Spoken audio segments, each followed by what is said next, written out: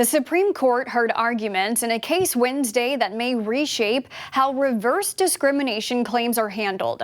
Reverse discrimination refers to discrimination against majority groups, such as whites or heterosexuals.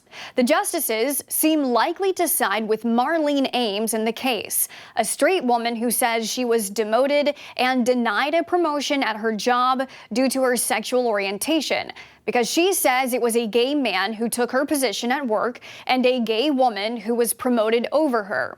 A lower court ruled against Ames, saying she needed to show background circumstances or additional proof she was discriminated against.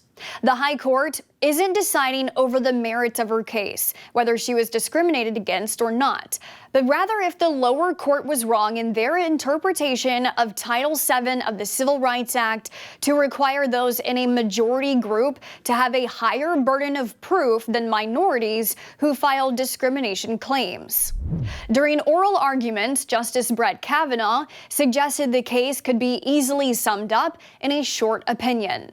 So all you want for this case is a really short opinion that says discrimination on the basis of sexual orientation, whether it's because you're gay or because you're straight, is prohibited and the rules are the same, whichever way that goes.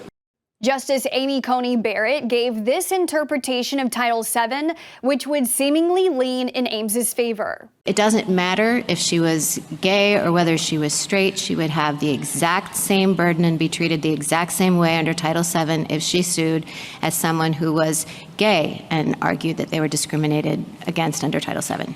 Justice Neil Gorsuch said there seemed to be an unusual agreement in this case among all the justices. We're in radical agreement today on that, it seems to me. The council before us seemed to be in total agreement. Marlean Ames sued the Ohio Department of Youth Services, her former employer, over the discrimination claims. In front of the High Court, Ohio lawyers even ultimately acknowledged that everyone here agrees everyone should be treated equally. A ruling from the High Court is expected in June. If the court rules in favor of Ames, which seems likely based on these oral arguments in the case, it could make it easier for majority group members to file discrimination lawsuits alleging racial discrimination due to diversity, equity, and inclusion policies. Some Democratic lawmakers are coming out in opposition of the High Court's lean in the case. Texas Democrat Congresswoman Jasmine Crockett wrote, "To have the Supreme Court lowering the bar for reverse discrimination suits is nothing more than privilege and a straight-up slap in the face." Although Ames's argument may seem to align with conservative efforts, the Biden administration filed a brief in support of Ames last year. The Department of Justice under Biden and President Trump agree Title VII applies equally to all employees without additional hurdles for majority group members.